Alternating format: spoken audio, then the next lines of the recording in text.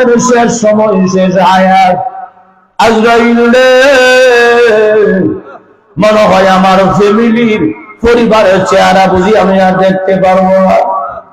আমার ছোট একটা বাচ্চা ছিল, এই বাচ্চারা আমারে বলছিল, আব্বা বাজার থেকে আসার সময় মজা নিয়ে আয়ো।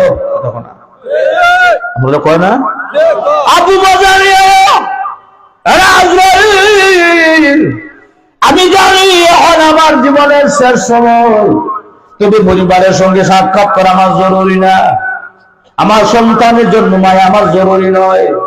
তবে আমার একটা ইচ্ছা শেষ মুহূর্তে পূরণ হবে কিনা জানি না। আর আজরাইল, আমি দেখেছি দুনিয়াতে যখন কাউকে ফাঁসি দেওয়া হয়, এর আগে বলা হয় কোন ইচ্ছা আছে কিনা, বলে শেষ ইচ্ছা পূরণ করা হবে। আজরাইল শোনো, আমি জানি এখন আমার হায়াত শেষ, আমার শেষ ইচ্ছাটা পূরণ হবে কিনা জানি না।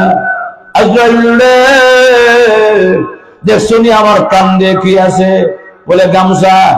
আসলে দেখতে দেখা যায় গামছা, এটা গামছা নয়, এটা হলো আমার রাস্তার জায়নামাজ। জুড়ে কোন সুবহানাল্লাহ। আজরাইল শোনো, আমি যখন ঘর থেকে বের হই, উযু করে ঘর থেকে বের হই, যখন আমার রব আমাকে ডাক দেয় মুয়াজ্জিনের মাধ্যমে, হাইয়া আলাস সালাহ, হাইয়া আলাল ফালাহ, আয় নামাজের দিকে আয়, কামিয়াবির দিকে আয়, তখন আমি আর দেরি করি না, পবিত্র অবস্থায় আমি গামছাটা বিছাইয়া দিয়া আমি আমার দাঁড়াইয়া যাই, আমার রবের সান্নিধ্যে নামাজে দাঁড়াইয়া যাই। আজরাইল শোনো, আমার শেষ একটা ইচ্ছা হইল, আমি মরার আগ মুহূর্তে 2 রাকাত নামাজ পড়তে চাই। আজরাইল রে, গামছাটা বিছাইয়া দিলাম, আমি দাঁড়াইয়া গেলাম, নামাজে দাঁড়াইয়া গেলাম, আমি 2 রাকাত নামাজ পড়বো। প্রথম রাকাতে আমার গায়ে হাত দিও না, দ্বিতীয় রাকাতের প্রথম সেজদায় হাত দিও না, দ্বিতীয় রাকাতের দ্বিতীয় সেজদা যখন যাব, মেহেরবানি করে তুমি আমাকে মহান আল্লাহর দরবারে পৌঁছায়া দিও। মানুষ, জামালপুর ইসলামপুরের মানুষ, তাহলে বলেন তো, ঈমান আমল যদি ভালো হয় কোন চিন্তা আসেনি? কোন চিন্তা নাই। ঈমান আমল যদি খারাপ হয় চিন্তার অভাব নাই। ঠিকই, আরো জোরে কোন। এজন্য ভাইয়েরা আমার, আল্লাহ রাব্বুল আলামিন বলেন, ইন্নাল্লাযীনা ক্বালু রাব্বুনাল্লাহ, যারা বলছিল আমার রব আল্লাহ, আমার সব আল্লাহ, সুম্মাস্তাকামু, ওয়াতং ছিলেন, অবিচল ছিলেন, তাতানাজ্জালু আলাইহিমুল মালায়েকা, আসমান থেকে রহমতের 500 ফেরেশতা নাযিল হবে। নাযিল হয়ে কি বলবো? আল্লাহ তাখাফু, বান্দা তোর কোনো ভয় নাই। সুবহানাল্লাহ বলেন না? বেলা মরে যাবো গা, মরার সময় বেলা এসে কোনো ভয় নাই, তাহলে বেলা আনন্দ হয়তো না। আল্লাহ তাখাফু, কোনো ভয় নাই। আল্লাহ তাখাফুর দ্বারা কি বুঝাইলেন? মুফাসসিরিনে কেরাম তাফসীরি কিতাবে লেখে, আল্লাহ তাখাফুর দ্বারা কি বুঝাইলেন? আল্লাহ বুঝাইতে চান, পৃথিবীর মানুষেরা, এর বান্দা তো কবরেও কোনো ভয় নাই, হাসরেও ভয় নাই, মিজানেও ভয় নাই, ফুলসিরাতেও ভয় নাই। বান্দারে, প্রতিটা সেক্টরে সেক্টরে, গাতিতে গাতিতে আমি মহান আল্লাহ রাব্বুল আলামিন বন্ধু হয়ে করে পার করে দিব।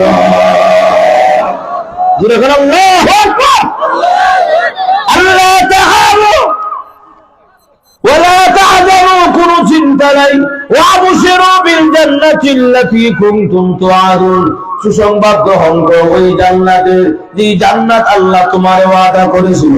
এই কথাটা বলার সঙ্গে সঙ্গে পুরা জান্নাতটা তার চোখের সামনে তুলে ধরা হলো। সুবহানাল্লাহ। লোকটা চোখের খারাপ শুয়ে রয়েছে, কি যে কষ্ট হইতাছে। আর এই মুহূর্তে ফেরেশতা তোমার কোনো ভয় নাই, আল্লাহ তোমায় সালাম দিছে, ওই যে তোমার জান্নাত। সুবহানাল্লাহ। জান্নাত কইছে পরে, জান্নাত বলার পরে বেরোর ভিতরে মন নাই, মনে হয় জান্নাত কথা বলা, জল্পনা কল্পনা। ওই দেখো আঙ্গুর বাগান, আপেল বাগান, এই বাগান, সেই বাগান, বালাঘাট সব দেখা যেত, সব তোমার। দুধের নহর, মধুর নহর, সৌরভের নহর, সরবের নহর, পানির নহর, সব তোমার। যখন এই কথা বলবে, বলার সঙ্গে সঙ্গে বলবে তার মন নাই, বলা হয়েছে কই জান্নাত কোন জায়গা, কথা কোন জায়গা? জান্নাতে আসার এই যে কথা শুনছে, কল্পনা কল্পনা, ওই আমি জানো জান্নাতে কোন সময় গিয়ে ভোগ করবো সুন্দর সুন্দর ফল বাগান আলবাগান যা আছে, কথা বলা এই কল্পনা করে এই কল্পনা বলবে মা স্কান দিয়ে আজ যাইলে তার রুহুটা বের করতেছে, কি যে কষ্ট তার দিতেছে বের খবরই নাই, কথা বলা খবর বেড়া বড়ির মধ্যে মন নাই, মন কো জাননা তো বড়ির মন না, তাহলে আবার কুমাই নেপিতা হইছে, কথা বলা ঠিক না। যখন এই অবস্থা জল্পনা কল্পনা মাঝখান দিয়া রুহুটা যখন বের করা শেষ হয়ে যাওয়া, এই অবস্থা প্রায় একদম শেষ, রুহুটা বের হয়ে যাবে, নাকের আগে চলে আসছে, এমনি ফেরেশতারা তেলাওয়াত করবে সুবহানাল্লাহ। আরো জোরে বল, ইয়া আইয়াতুহান নাফসুল মুতমাইন্নাহ ইরজিই ইলা রাব্বিকি রাদিয়াতান মারদিয়াহ فادخلي في عبادي وادخلي جنتي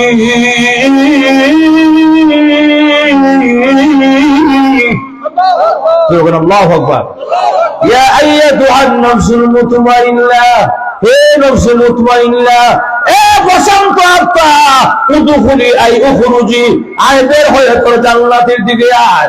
এই কথাটা বলার সঙ্গে সঙ্গে হাজারো কষ্টের মাঝখান দিয়া আসল বাড়িটা দেখে দেখে মুচকি হাসি মেরে পৃথিবী থেকে বিদায় হয়ে যাবে।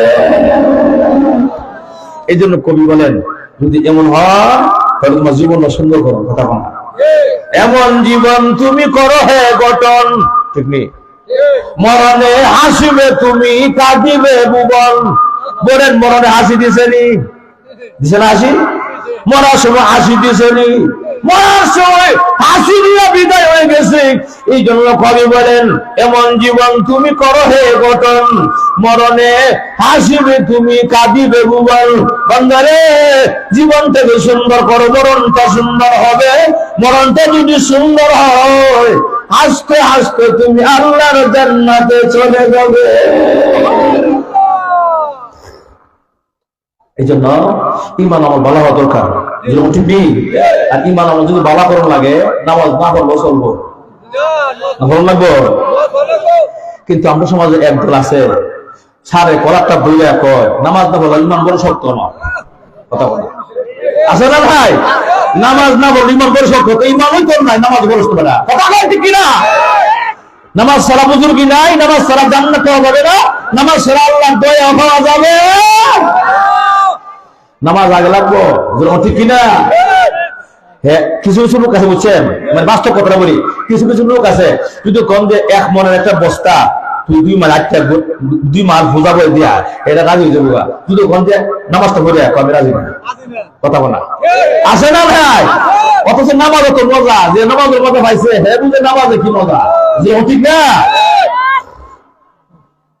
একটা হাসির কথা মনে আছে, কথা নেই? আপনারা মসজিদের ফসে আবার ইমাম সাহেব আছে না, ইমাম সাহেব ওয়াজ করতেছে কোন সময়? সবে কত রাত্রিতে। ও আমার মুসল্লিরা, আজকে মনে একটা রাত্র, যে রাত্রিতে আল্লাহ প্রথম আসমানে আসে এবং ডাকেন হারবিন সাইল হারবিন মুস্তাগফিরিন, কে আসো কি লাগবে চাও আমি আল্লাহ দিয়ে দিব। এই ওয়াজ শুনছে ফসা বড় একবার নাম আছে সেরাগালি ভাই, কি নাম? সেরাগালি ভাই হুজুর ওয়াজ শুনছে, শুনিয়া মসজিদে একটা সেকেন্ড বসে না, শুনে গেছে বাড়িতে।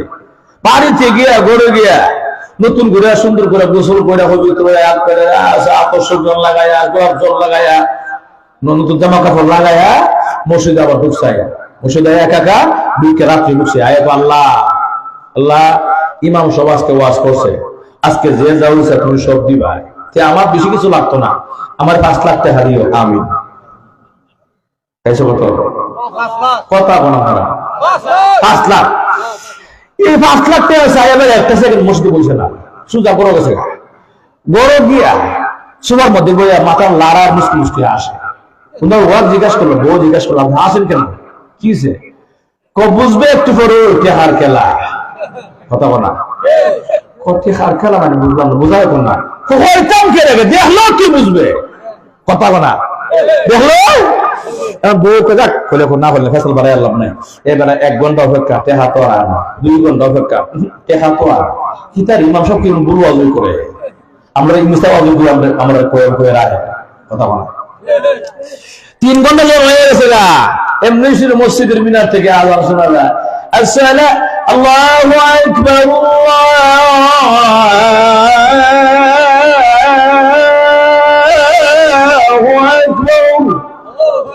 যেরকম আল্লাহ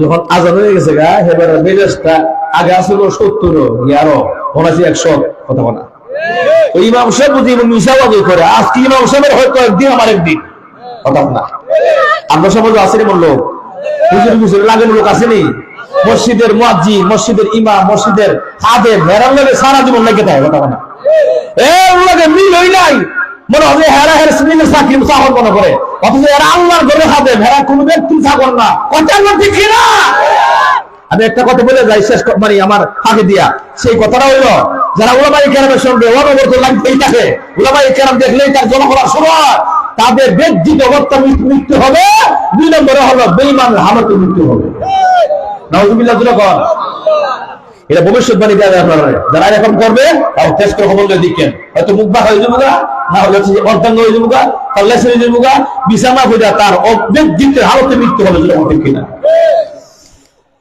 এই জন্য উলামায়ে কেরামের সঙ্গে লাগবেন না যতটুকু পারেন দোয়া দেন যদি না পারেন দূর থাকেন যদি না পারেন তাও দূর থাকেন কিন্তু কষ্ট দিয়েন না কথা বলেন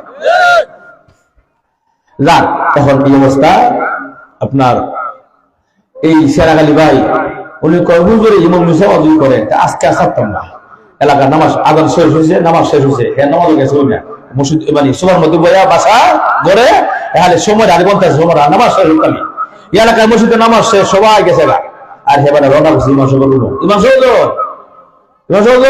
ঘুমাই দিছে তৃতীয়বারের সময় ইমাম সাহেব এমন কি কেন অত রাখিতে বেড়া কেনা যা কেনা দরজা খুলে তখন কেন আমি এমনি বাবার অত বলতে বেড়া এমনি ইমাম সাহেব দরজা খুলছে খুলে দিতে আর এদিন কথা বলে সারা গালি ভাই কিতা অত রাখিতে কথা কই না আমি কি কই শুনুন কি হয়েছে কোন তো গতকালকে আপনি কি ওয়াজ করছেন রাত্রে আমি তখন ইমাম সাহেব কয় গতকালকে কি ওয়াজ করছি তা শুনে গেছে আপনি শুনে গেছেন আমার ওয়াজ আমি কি করছি না করছি আমি সবই শুনছি আপনারা কইছেন এই রাত্রে ওয়াজ করলে আল্লাহ এই রাত্রে যে যাও চাই আল্লাহ কাছে আমরা সবই দেয় হক কইছিলাম কথা সত্য নজর সত্য সত্য জোয়া থাকে আমি যে রাত্রে হাসতে 5 লাখ টাকা আমাকে হাবো